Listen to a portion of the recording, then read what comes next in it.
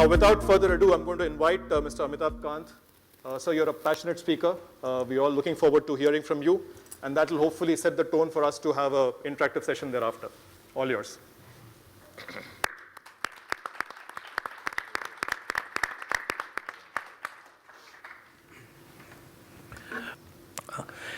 Great pleasure to be here, ladies and gentlemen. My belief is that India needs to grow rapidly at rates of 9 to 10% per annum, year after year, for 3 decades or more, to be able to create jobs for a very, very young population. India is passing through a window of demographic transition, which rarely happens in history. 72% of our population is below the age of 32, and it's a social transformation, a social and economic transformation, which is really redefining the world. The population in India getting younger and younger, and it'll continue to get younger till 2040, whereas in the United States of America and the Europe, the population is going to get older and older and older. So I think the key challenge is, how does India grow at those rates for a very long period of time of 3 decades or more? So first and foremost, I think India had made itself a very complex, a very complicated, and a very difficult place to do business. And India needs to make itself an extremely easy and a very, very simple place to do business. To my mind, this is what the government has focused on. And Make in India is about creating the entire ecosystem. So there are several layers to this Make in India initiative. The first and foremost is that India must become an extremely easy and simple place to do business. And India needs to improve, not for World Bank's sake, where every time you go to a seminar like this, you're told India is 142nd, but India needs to improve for its own sake. And therefore, I think India has focused in the last 8 to 9 months very strongly on improving the regulatory environment. It's done away with a number of rules, regulation, procedures, paperwork, acts, a whole host of them. And I think, for instance, for MSMEs, we had a 22-page form. We brought them down to just 1 page. Import and export, we had 11 and 7 forms. We brought them down to just 3. 60% of the items which were for defense manufacturing, you required a license. That's been done away with. So actually, you can start manufacturing for defense straight away. And so a whole host of regulatory changes have been made. We've created an e-bus platform. We're putting all the central government services. We've put 14 services together. But our objective is that by the year end, we have all the central government services and the services of 10 state governments all together, so that there is just one form and one point of payment, which will then get a portion between the central and the state government. So I think that's work in progress, because 60 years of regulation, procedures, acts, etc., need to be dismantled. But a huge amount of work has been done. I think more work has been done in the last 1 year than what has been done in the last 3 decades. But this is going to be a very, very sustained work, because a lot of mindsets need to be changed. Essentially, the objective is that no form should be more than 1 page. No rules should be more than 2 pages. No acts should be more than 3 pages. And I think it requires a huge amount of determined work to be done. The second thing is that, while the central government is at it, most of the action is in the states. So you need to really create competition among states. And one of the key things that we've done is that we worked around 100 points, and we've created a sense of competition amongst the states. So by July end, they had to do a number of things. And working with the World Bank, we've evaluated the performances of the state, and probably in the next week or so, we'll be announcing the results, and I've seen a huge amount of competitive spirit amongst the states. Several states have taken very unique measures to dismantle rules and regulation at the state levels.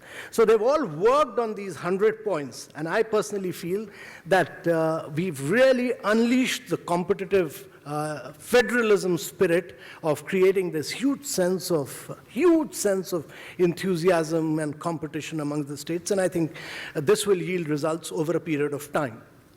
So we'll keep this momentum on. We just need to sustain it, provide it greater vigor, greater energy, just make India an easy and simple place to do business.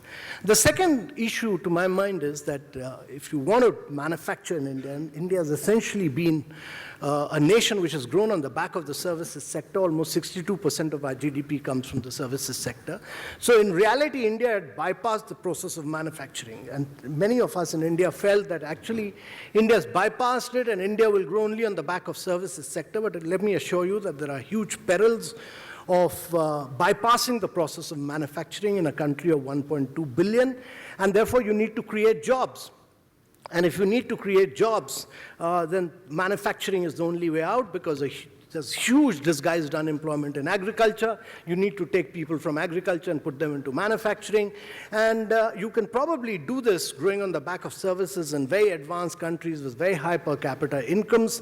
But you can't do this in countries with low per capita income. You need to create manufacturing. Bypassing it will have huge perils over a long period of time. So if you want to drive manufacturing, you necessarily in today's world have to be a part of the global supply chain. You have to be a very integral part of the global supply chain. And therefore, the second key thing that we've tried to do is to just open up India's economy. And in the last 1 year, we've actually opened up India's economy in a very big way. We've opened up railways to 100% foreign direct investment, construction to 100% foreign direct investment. We've opened up the defense manufacturing sector. We've opened up the insurance and pension funds, medical devices, telecommunication. Just about every sector of India's economy has been opened up. And actually, in reality, India today, my belief is that India is one of the most open economies of the world today. It's one of the most open economies. And in the last 1 year, India's FDI flows into India, foreign direct investment flows to India, have increased by 48%, a whopping 48%, compared to a global slowdown of about 16%. Globally, FDI inflows have fallen by 16%. FDI inflows into India have actually grown by 48%. So that's a huge, huge upside. So the third key issue to my mind is that there is a completely new energy in India. There's, many of us have this perception of India of the last 3 to 4 decades and how India has done. But in the last 1 year, I think there's been a radical change in terms of simply the new energy, a new vibrancy, a new dynamism. And I think many of you need to look at India afresh, a totally afresh perspective. And I think much of that energy is getting demonstrated in the kind of new startups that are emerging in India, not merely in the digital world, but also in terms of the manufacturing world. And India must become a nation of young job creators rather than job seekers. And last budget, we did some unique things for taxation for venture funds. And what we've seen is a huge amount of energy as far as venture funds are concerned, angel investors are concerned, and a completely new dynamism as far as startups are concerned. So a huge, huge movement as far as this is concerned. Fourthly, I would like to say that India in the last 3 to 4 years has seen a lot of vibrancy in terms of research and development. And actually, Bangalore and Hyderabad have truly emerged as the R&D centers of the world, and almost about 1,200 multinational corporations. And you can name all the top multinational corporations of the world. 1,200 multinational corporations have relocated their R&D bases from the headquarters of these MNCs to Bangalore and Hyderabad, and they're employing close to about 100,000 Indians, giving them jobs in R&D centers. So India has truly become many people haven't realized this, but India truly has become the R&D hub of the world for multinational corporations. And that's really driving, in many ways, the whole shift of R&D to India. The next point I want to make is that actually there's a huge, huge focus by this new government. And if India is to grow at high rates of 9 to 10%, it's very important that India focuses its entire energy on infrastructure. And it's laid a lot of emphasis in terms of creation of new infrastructure. The PPP model had almost collapsed, but it's moved forward with the EPC sector in terms of awarding new projects, very ambitious targets of awarding projects to the tune of almost 3.5 lakh crores in the next financial year has been put out for the highway sector. We've come out with a new hybrid annuity model. We've put out a lot of projects on the port side. To my mind, there's a huge opportunity for companies to invest in roads, ports, and I think a huge focus and emphasis has been laid on highway sector. But what I feel is that India has made very remarkable growth and progress in several sectors, one of which is automobile and auto component manufacturing. India has over the years emerged as a very, very key center for compact car manufacturing. It manufactures almost all the top cars of the world. Many of them had come to India looking at the domestic market. But if you look at leading companies, Hyundai, for instance, came in looking at the domestic market. But today it exports almost 51% of its production to 123 countries of the world.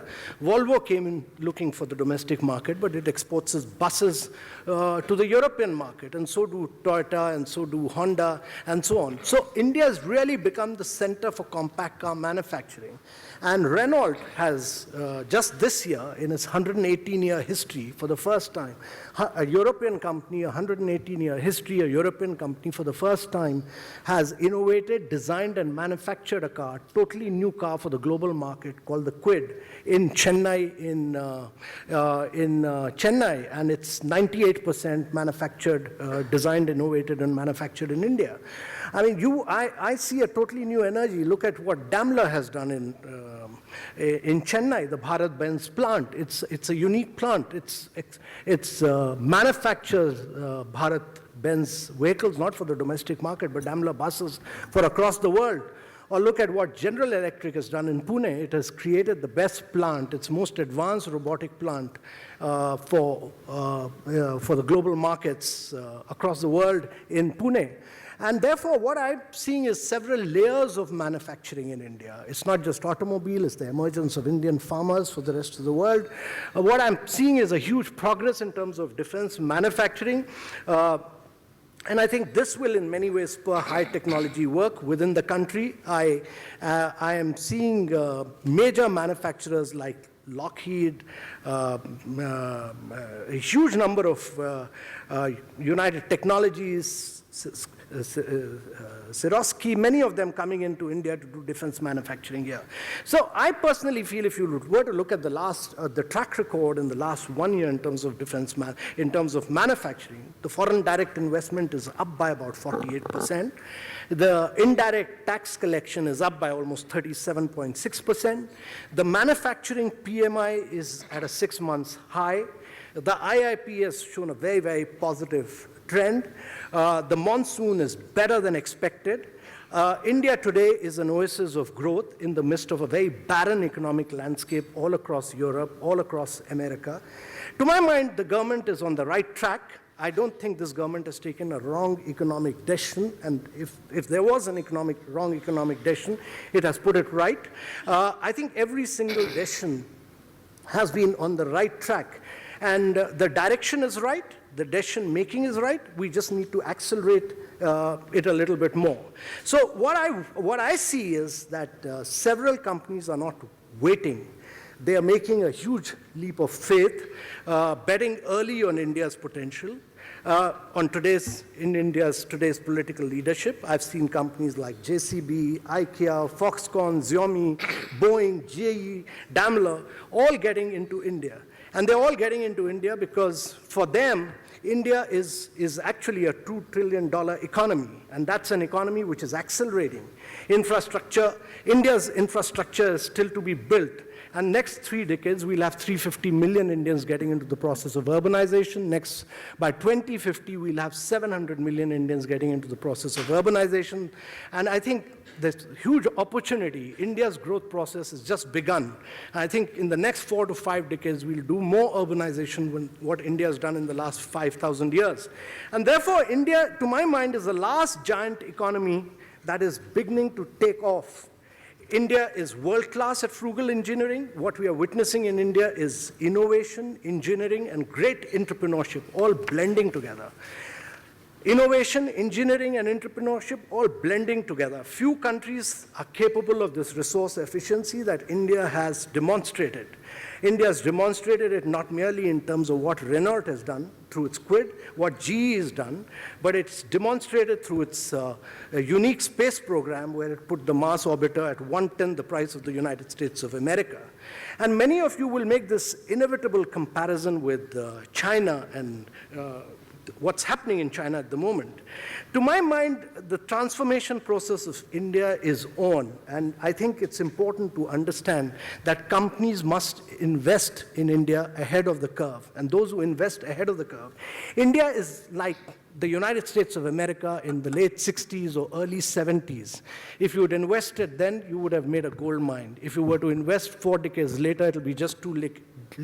If you are to do this in 3 or 4 years later, it'll be just too late. There'll be too many players in India. But let me, while talking about the upsides of India, let me also tell you that there are several challenges, and my objective is to give you a proper perspective. While we are working on several aspects of ease of doing business, while we are trying to make it a global player, while I've talked to you about how the FDI has gone up, there are several challenges India is confronted with.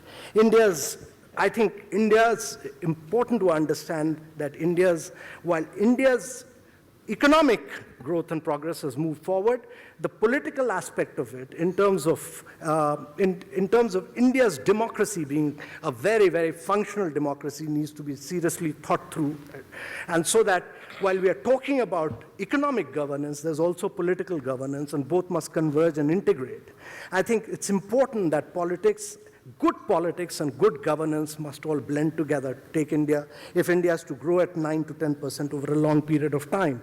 And therefore, I think there's a lot of onerous responsibility on political leadership across political parties to take India on that high trajectory growth rate. There are issues of factor market reforms, issues of much greater labor reforms, there are issues of land reforms, there are issues of providing consistency, predictability, and clarity on the tax policies. I think in all this, we need to bring in much greater level of consistency and predictability. But on the whole, having said all this, I'm a great optimist. I'm a great believer in India, and my belief is that India's growth story is just begun. We are the last giant economy to open up, and India will be on a long, big jump for growth in the next 3 to 4 years. We'll see a huge number of people, young people of India, because this government has been voted by young people to power. There's a huge aspirational vote, and this government has mandated to change India. And let me assure you, ladies and gentlemen, the government is fully determined to radically change India, take it on a high trajectory growth rate of 9 to 10% over the next 3 years. And that's the challenge which I think this panel will discuss about. Thank you very much, ladies and gentlemen.